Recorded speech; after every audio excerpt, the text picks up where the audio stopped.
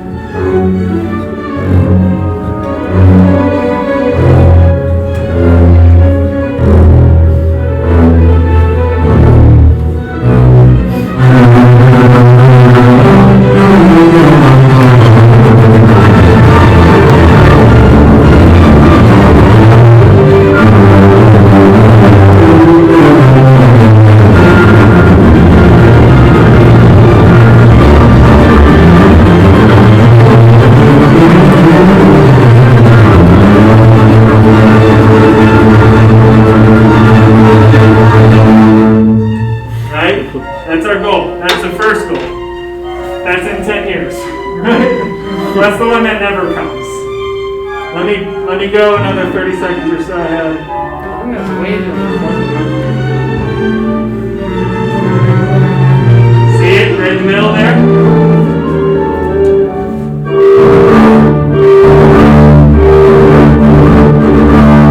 Recap. Right? We're back in the A material.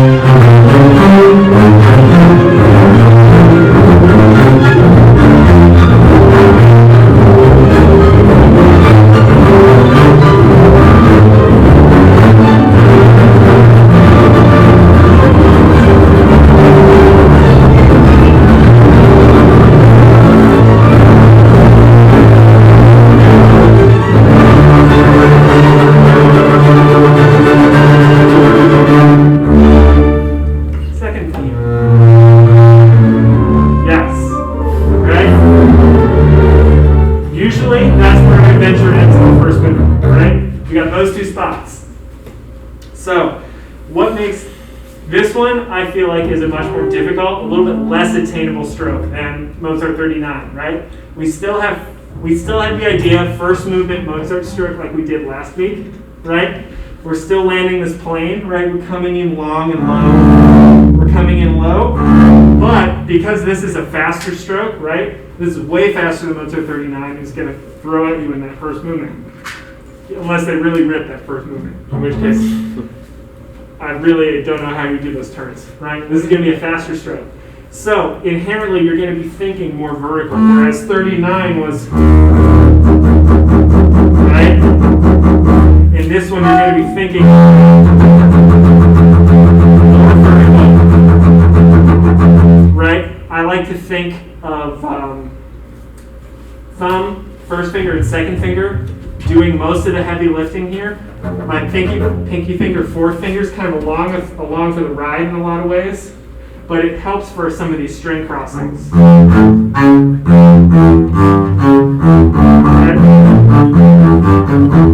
Your pinky finger plays a little bit of role in that string crossing coming down. The back of the hand plays a little bit of role, but for the most part, this should be really centered in the hand and not backloaded. You don't want to look for the stroke coming from the back. You want to set that grip up nicely, come right over the top, and find that nice sound. Right? One good thing to think about, I would use a mirror. Every single time you're looking at this, keep an eye on this in the mirror, because like that tendency that you have to move up and down a little bit, anything like that is going to sort of gum up the works in this stroke because it needs to be just that little, right? So any up and down movement is going to go down, right? So once you've got the bass stroke for that, something I would recommend doing, take your top two harmonics, play them as a double step. I like harmonics because they demand a little bit more bow, so you'll get used to playing more bow, especially as you go higher. And start thinking in the double stop there, so that instead of the relatively wide lane you get on one string, you can think of a narrow double stop. Then let's take this bar where you have the double the shift, right? What's our string crossing pattern there? If we use that fingering, you're going to have, right? Or, I'm sorry, no. I'm wrong. It's, right? One way to practice that, it's true, is to take that and just take the notes out and isolate that crossing. Right? We all have the Zimmerman Red Book, Contemporary Concept of Right Hand Technique for the Double Bass, whatever it's called, the Red Book. Unfortunately. Yeah, that's all that book is, right? Isolating those string patterns. One other way to think of this, in terms of getting those lanes to be as small as possible, think of it as starting as a double stop and departing from a double stop from there. So instead of playing D string, instead of playing low string, play both. Play the double stop, and then for the top note, play just the high string. So you're forcing yourself to bring that lane closer to the double stop area. So instead of, right, you get, right, so just the high note sticks out. Then you can add that into your string.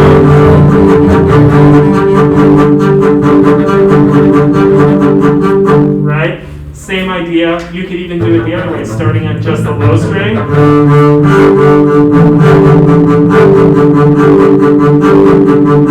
That way you get used to the smallest possible bow crossing. Then you just make that a hair bigger, and you're set up for, right? You can make that blade nice and narrow. That's a really durable concept that you should try to apply to all of these, and especially, you've got the mother of all of them that just keeps going and going, right?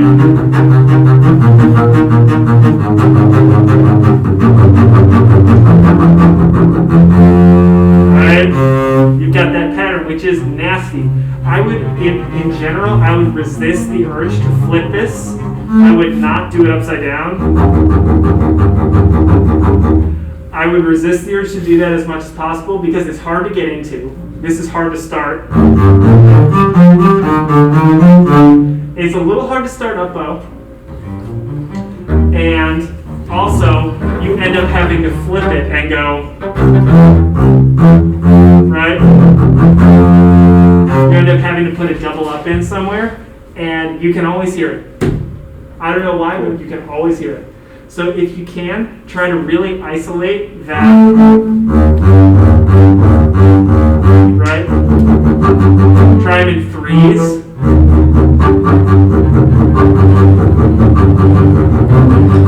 But your goal is to make that motion as absolutely tiny as possible, right? Right? Your goal is to just minimize how small you can make that string crossing. Yeah. Yeah. Can we use our fingers at all?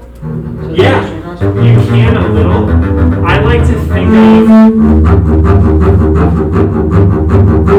like to think of it just moving a little bit, kind of starting from the elbow down.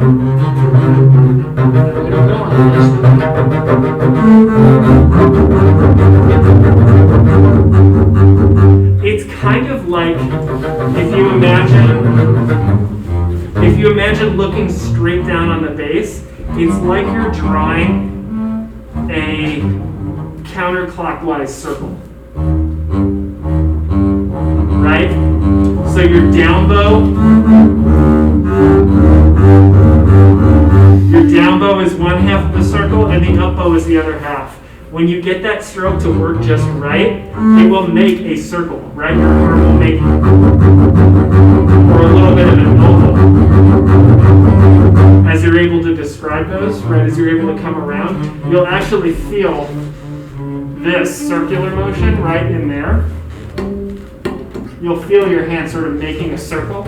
Really lean into that. You can feel it as a circle. As a way to prove that, try like a barrelage pattern, but separate it all.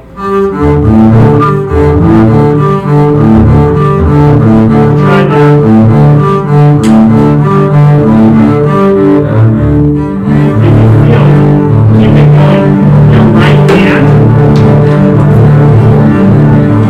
Yep. The right hand will be making.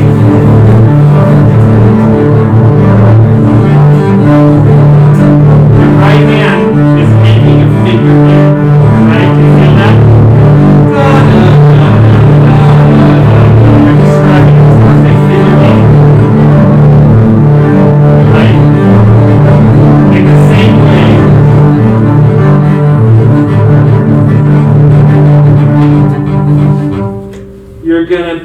You're gonna be making a counterclockwise circle in the stroke for this double stop, right? Let me come right in towards the center and move around so that everyone can sort of feel that. That's exactly what I think. I don't think of moving at the wrist. I think of making this circle in my hand. So if you imagine looking straight down, my hand is turning counterclockwise, right? So I'm making a circle that goes right like this. I can look right down and you'll see circle.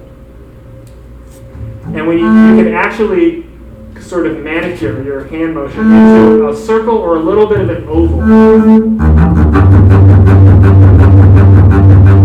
And you'll be able to lock into that stroke, right?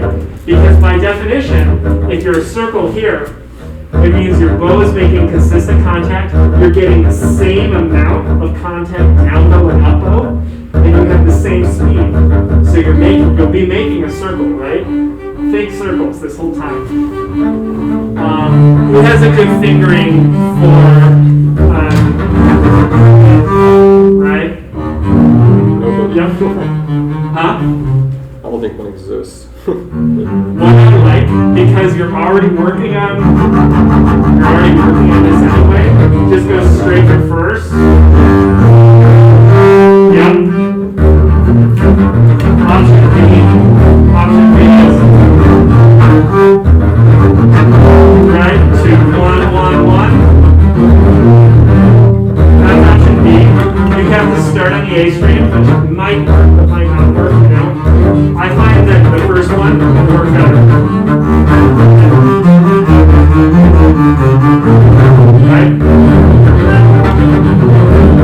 Good. Now let's look at this main excerpt. Right? So now looking back into this first main excerpt. The key to remember with this melody is that people in this period were obsessed with symmetry. They were obsessed with a phrase going up and a phrase coming down, right? So we have this played out perfectly in the melody here, right? Phrase goes up and the phrase comes right back down.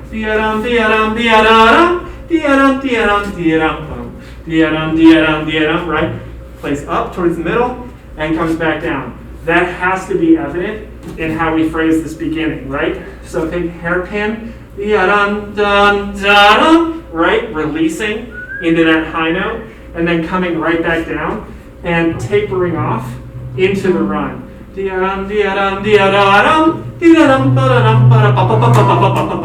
Right? So it has forte, but it has this contour that comes with the regular melody. Do you guys want to try that half and half? Yeah. Play just those first 4 bars. So and go stop on the A and just start repeating the A. Yeah, I'll count you in. I'll give you 2 measures. So 1, 2, 3, 4, 2.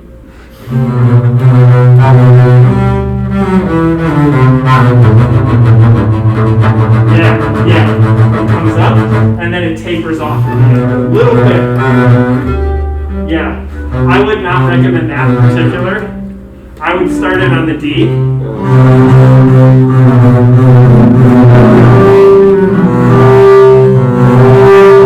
Shift the noise, because it will have some. We don't want that shift, right? Yeah. So I like 1 floor. It works for me quite well. Yeah. And then it's all about finding that stroke and managing those string crossings, right? So if you have string crossings, I would come back tomorrow, record yourself early, find the measures in this where the string crossings are bugging you, because it'll be about a third of them. Isolate out those string crossings, take them away, take them out of context, and just slow them down. This is also currently ranked a #1 spot for bowing and rhythm patterns. So,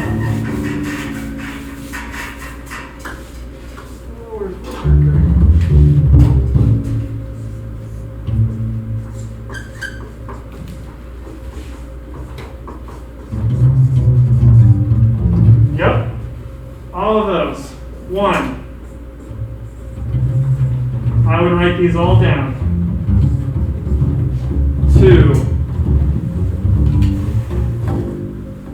Bum bum bum. 3. Bum bum bum bum. 4. Bum bum bum. Alright, put them on the side. Let's take a gander over here.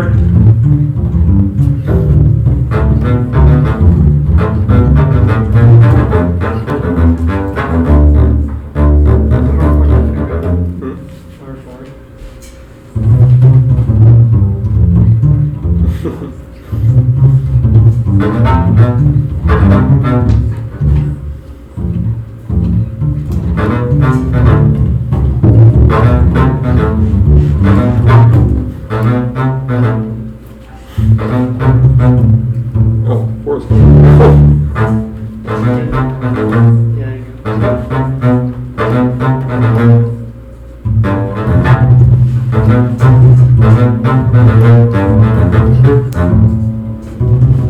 Right?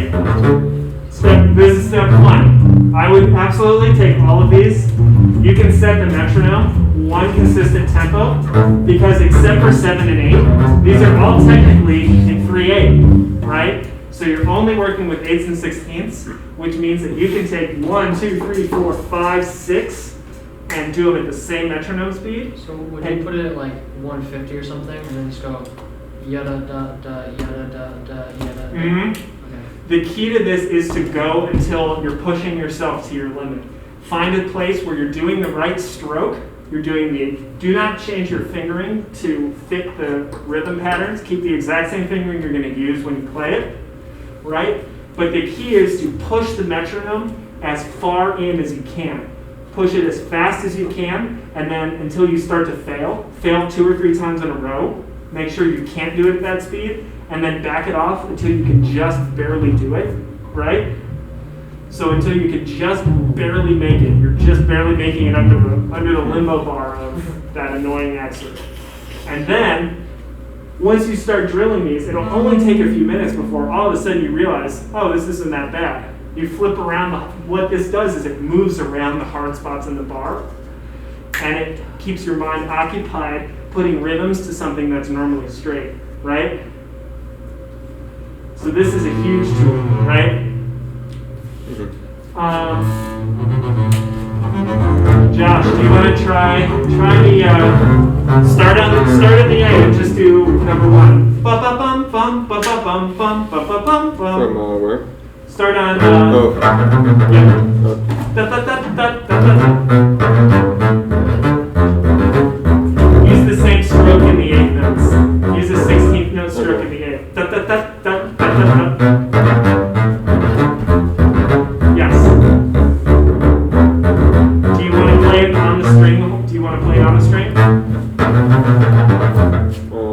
More or less? Mostly, yeah. Okay, and keep it like that, right? How fast can you do that? Da, da, da, da, da, da, da, da, da.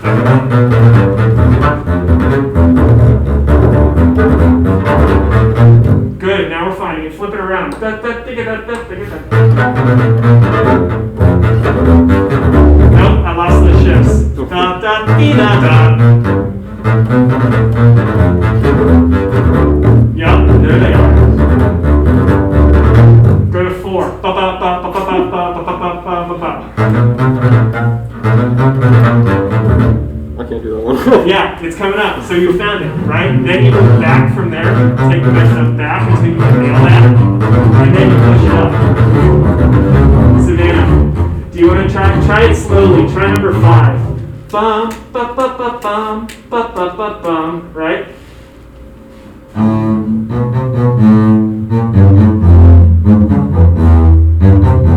Good. Yeah. How about ba ba ba bum ba ba ba bum?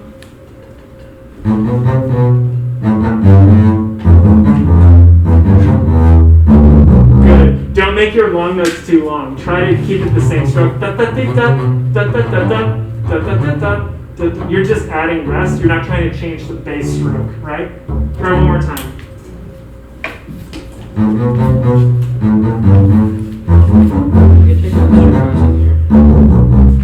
Yep. You take out Yep. in there. Do you want to try one? Try number 7 or number 8.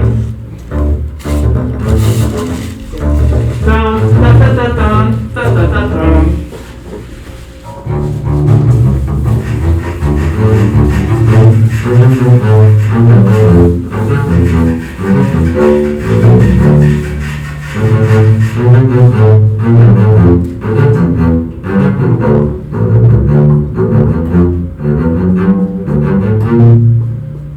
Right?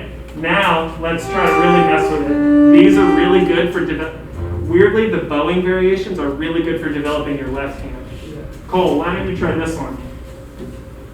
Ah, slur 4.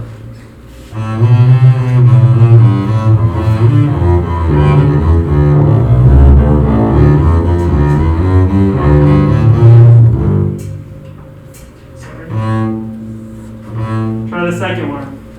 Okay. Start up, up, down, up.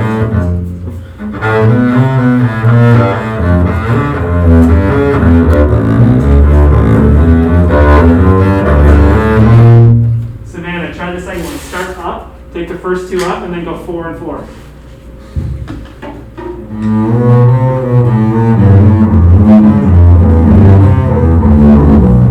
Almost. You fell off a little bit, so you find that and correct it. But yes, try one more time. 1, 2, 1, 2, 3, 4. 1, 2, 3, 4. 1, 2, right? I sung it wrong, but yeah.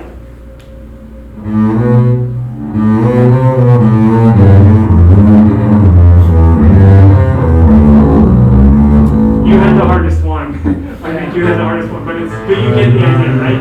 Why don't you try? What would the last one be, right? Coming in from off screen. Ba-da-dum, ba-da-da-dum, ba-da-da-dum, and then put them together. So take the first 3 notes up bow, and then 1, 2, 3, 4, 1, 2, 3, 4. That's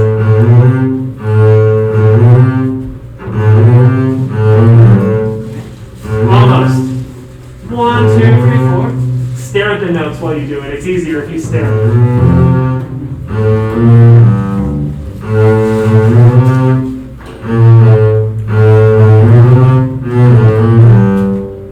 Yep, this is hard too, right?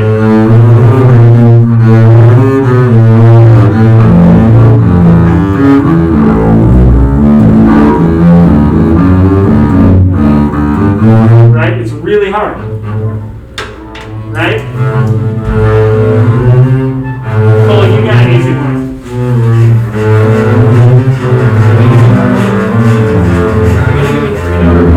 Yep. Cole.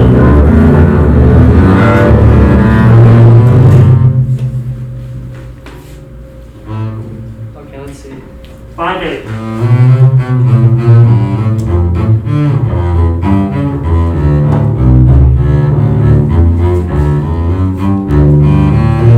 Yep.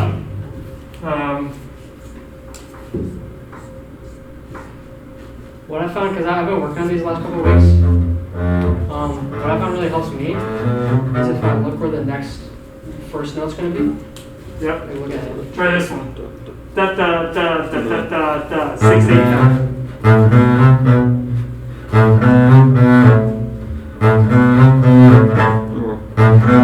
Wait. We found it. Yep. Okay, try this one instead. Leave out the last separate. I got it. 3 4. Da da da da dum da da da da dum da da. Separate.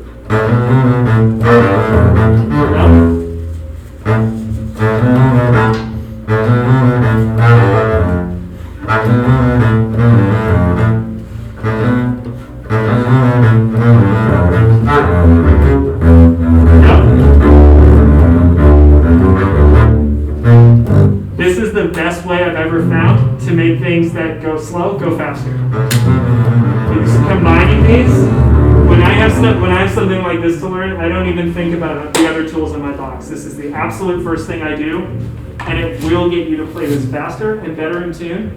It's the best thing combined with your metronome, right? Your metronome is your best friend in helping you go faster. Is this right? all? Is this all stuff that's in the Zimmerman book?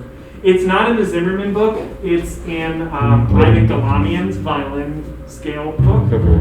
which I'll send you all a copy to. Isn't there stuff similar to this in the? I haven't gone through the Probably. whole book, but I think. There might be. Okay. But this is, I'll send you a copy of what the original of this is, right? And it'll all be kind of in this notation. But yeah, this is the big idea. Let's take some time. We only have like 10 minutes left. Let's take a second and look at the last movement. Well, I have one more question about Mozart.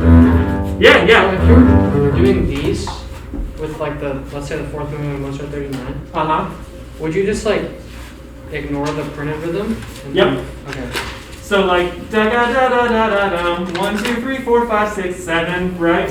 How many ways can you mess up 7 notes? Da da da da da da. So 3 slurred, 3 slurred, 2 7. Da da da da da da. Right? You know, something like that. Or keep the rhythm the same, change the bowing, right? And for something like that, would you practice? Because I think one thing I did when I was practicing it probably threw me off. Is I just like do a variation of the whole thing. Yeah. Should I do that or do phrase over? You can do both. I like to use it to take a small chunk and make it faster. Or you could do, I'm preparing for a read through, something like that. Maybe take a longer pattern, a 5, 7, or even something shorter, a 3-note pattern, and just do the whole piece. Rhythms totally thrown out the window. If it's something where you'll be playing it all in one big chunk, that works as well. I would think I would call it a little less efficient than taking a small chunk and working it up using a lot of things, but it also does work. You know, Max would do that too. That was very popular. Let's take a second. Yep. Let's take a second because you have a couple real nasty fingering options in this fourth movement. Who's got a fingering for ba-da-da-da-da-da-da? Who's got something? Do you have an idea? Savannah, do you have any idea for that? Wait, yes. Yeah, how are you doing it? Yep. Yep, same, keep it in position. Single, double stop. One position. One position.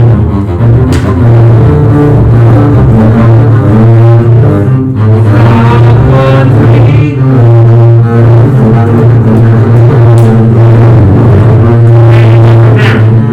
You do the whole thing in one position?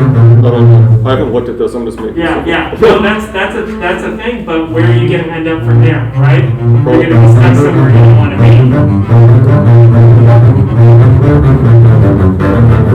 Yep.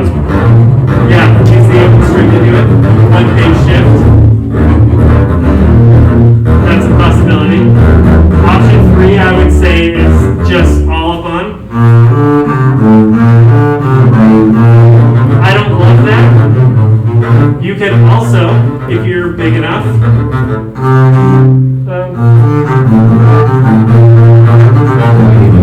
no, but you could. You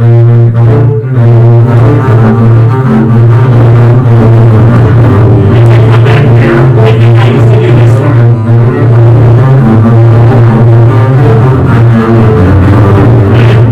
It's tough. But I honestly think your best move is what Cole is doing. Where think of it as double stops.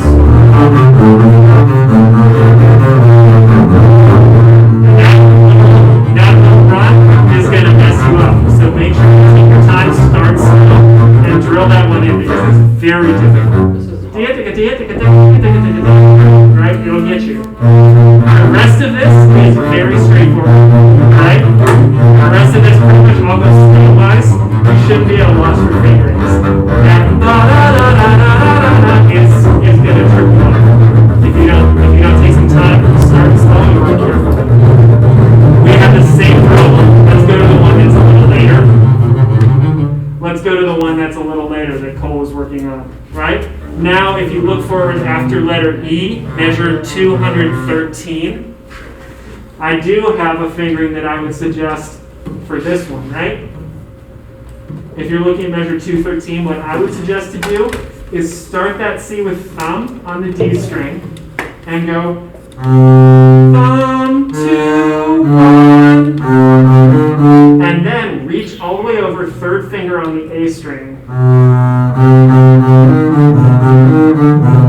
Right? Because then you can stay there for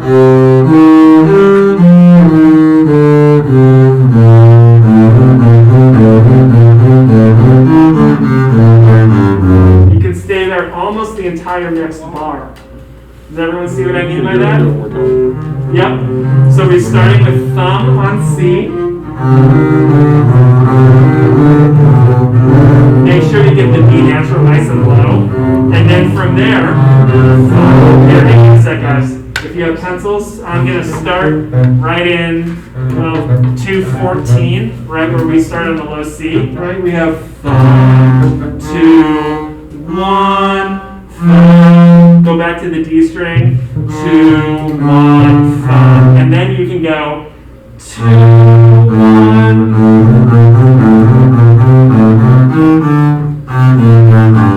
and shift back to first position on that C. Yeah. So.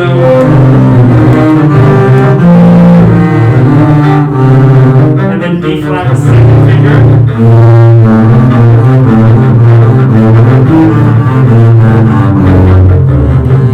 That's one option that I choose because I've got big hands. I can make them work, right? If you are of the smaller handed variety, you can keep that in the exact same way. Right?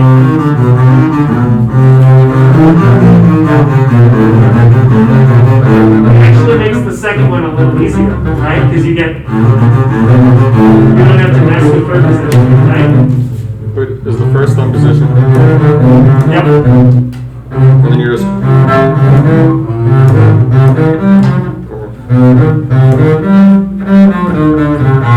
You could also do that. Yep. And come down, right?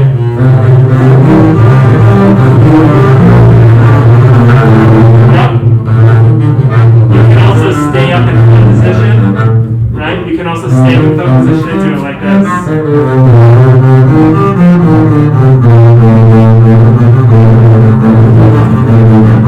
Right? Come back there. It's Last time I did this, yeah, you like that pivot motion too. That works well. You did that same pivot in 39. You did it with a pivot. That works well. Yep. Right? So these are your two big moments of complication. Also, I want everybody to look at the beginning of the development, right after the repeat sign. And I want everybody to listen particularly to this. Third.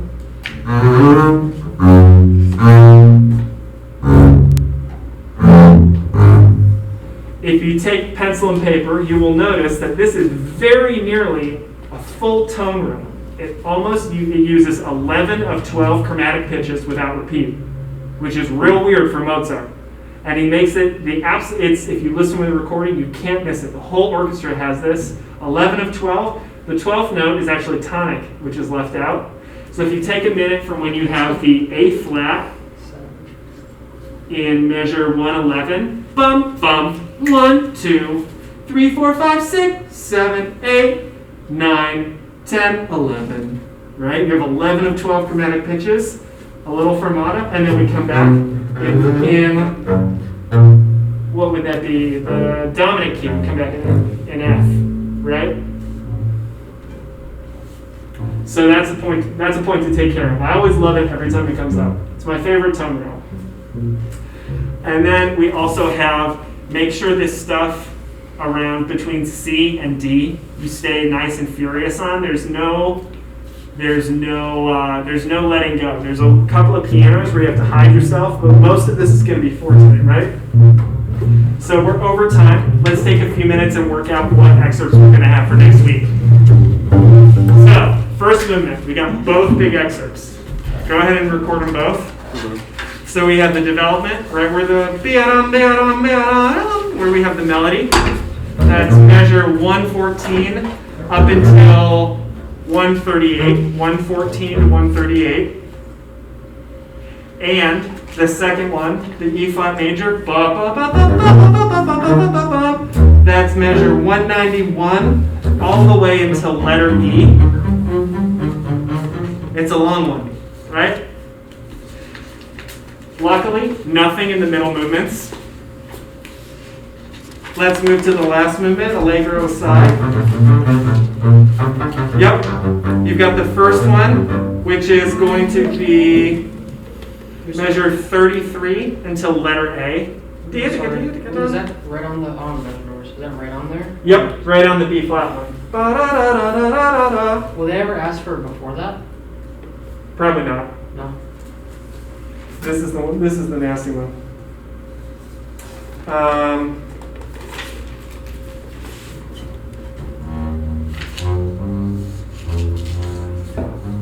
And then Where does that end? Sorry? up until A. So Okay. bum bum bum bum All the way bum to bum the bum F. bum bum bum. Yep. Okay. Get that cadence too. Yep. Are those quarter notes like that high off the string? Yes, they should be coming off. Yep. Yes, that's the aesthetic because at some point it's going to be.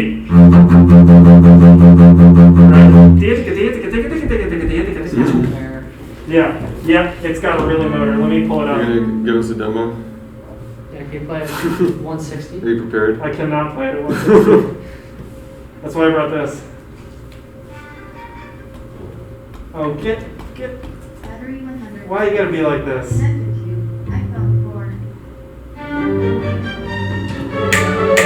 1, 2, 3, 4. 1, 2, 3, 4. Pump, pump, pump. Need motors.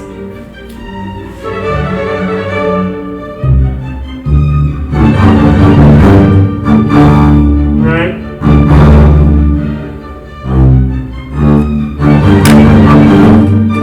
Right? That means your quarter note stroke is going to bounce. Right? The quarter note's coming off. And actually, your eighth note comes back on. Right? You're going to be in that.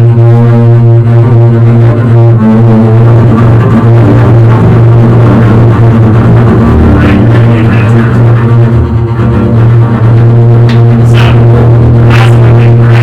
So, last movement, we're going to do the B flat major one up until letter A. Does the other one start right on the lick? And then I'm actually going to give you a big last excerpt. We're going to do the entrance after C, so 137.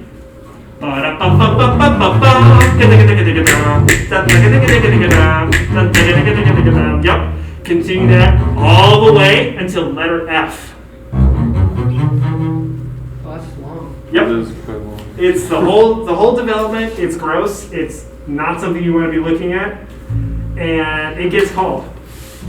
The whole thing. You'll see this development because this development's gross, and it's big in music theory. So conductors love it, and bass players like it because it's one of those sneaky Mozart excerpts that people don't practice. Yes. This is on the "oh, we caught you" list. Is there anything else in this Nope. you're worried about? Nope, that's all I'm worried about. I mean, that's pretty much the whole movement. Yep. Outer movements. You might as well just learn the whole thing, right? Yep, you might as well. All right, everyone, really good job. Look at it in the next couple of days. I'll have your videos up with comments. Really good job. I know we're over time. Sorry about that. I'll do my best to sort of pace everything out a little bit better next time. All right, I will see everyone next week, and take care. Thank you. Yeah. What's the finger you do for For which? first one?